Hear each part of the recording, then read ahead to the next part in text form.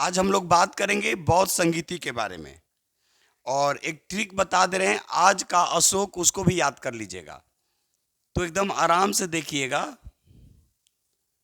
बौद्ध संगीति देखेंगे। बुद्ध की मृत्यु के बाद 4 बौद्ध संगीतियां हुई थी। ये 4 बौद्ध संगीति में प्रथम देखेंगे कि जो बौद्ध संगीति जो हुई, ये 483 ईस्वी पूर्व महाकश्यप की अध्यक्षता में और अजात शत्रु शासक था।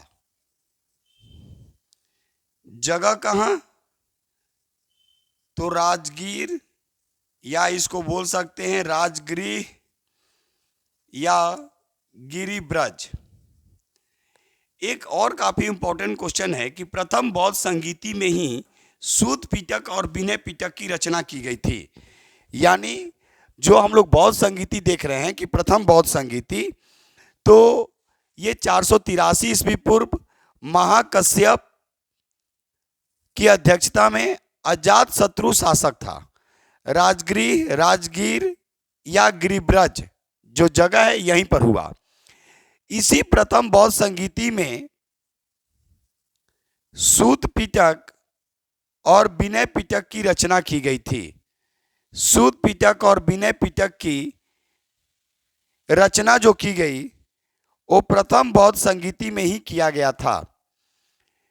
द्वितीय बौद्ध संगीति हम लोग देखेंगे तो द्वितीय बौद्ध संगीति 383 ईस्वी पूर्व यानी बीसी में सभाकामी की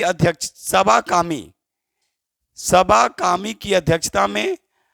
और शासक पूछेगा तो पहले ही बोल चुके हैं कि एक फॉर्मूला आपको याद रखना है, आज का अशोक, ये फॉर्मूला है। तो आज से अजात शत्रु, तो का से याद रखिएगा कालाशोक, कालाशोक। जगह कहाँ है? तो वैशाली, याद रखिएगा। यानी वैशाली में द्वितीय बौद्ध संगीति का आयोजन होता है। अब यहां पर देखेंगे कि आपसे क्या क्या पूछा जा सकता है कि द्वितीय बौद्ध संगीति कब हुआ? तो 383 ईस्वी पूर्व सभाकामी की अध्यक्षता में। शासक कौन था? कालाशोक। और जगह कहाँ है? वैशाली। उसी तरह तृतीय बौद्ध संगीति के बारे में बात करेंगे तो तृतीय बौद्ध संगीति 251 ईस्वी पूर्व हुआ मौग्लीपुत्र, याद रखेगा, मौग्लीपुत्र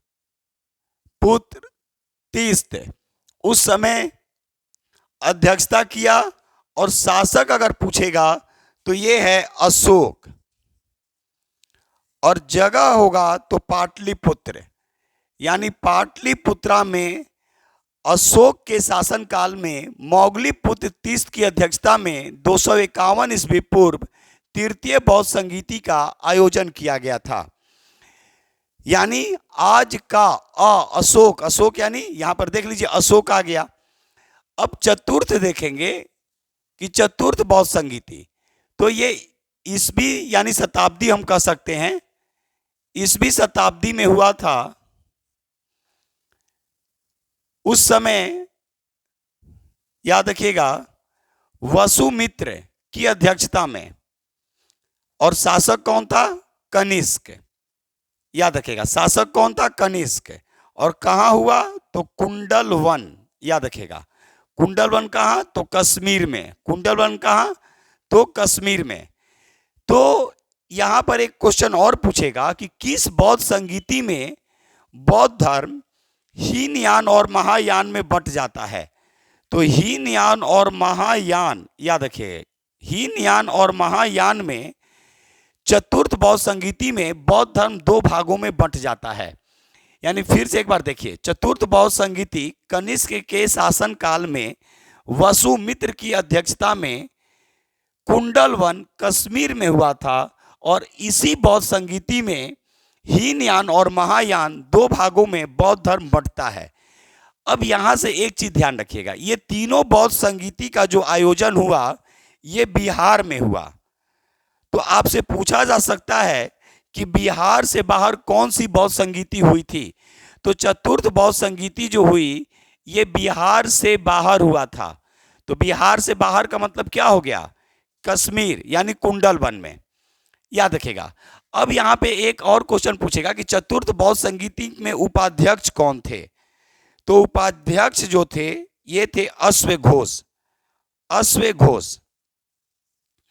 तो आपको ज्यादा दिमाग नहीं लगाना है, ट्रिक के माध्यम से याद रखना है शासक। यानी बौद्ध संगीति में शासक को याद करने का एक बहुत आसान तरीका है आज का अशोक। पढ़ते रहिए, लिखते रहिए, फिर एक नए टॉपिक के साथ बहुत जल्द मिलेंगे। तब तक के लिए अनुमति दीजिए। जय हिंद, जय भारत, भारत माता की जय।